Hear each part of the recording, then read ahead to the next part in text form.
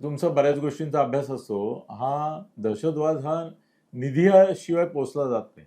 प्रचंड निधी लागतो. एखाद्या युद्धासारखा निधी लागतो.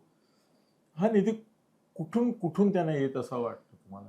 तुमची माहितीच पूर्वी स्टडी. अगदी मी म्हणतो की 2000 साली जेव्हा गुजरात रायट्स वगैरे झालं तेव्हा आपण बघितलं की जास्तीत जास्त गल्फ कंट्रीजकडनं त्यांना पेट्रो डॉलर्स वगैरे असे येत होते.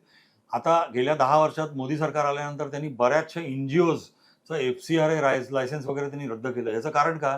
तर अशा ज्या एनजीओज असतात त्या एनजीओज तर्फे पैसा हल्ली भारतामध्ये रूट केला जातो आणि मग तो पैशाचं वितरण या सगळ्या दहशतवाद्यांना होतं. जॉर्ज सोरोस किंवा अमेरिकेतलं डीप स्टेट अशी जी नावं आहेत त्यांच्या ज्या एनजीओज आहेत त्या मोठं फंडिंग करतात अशा दहशतवादाला.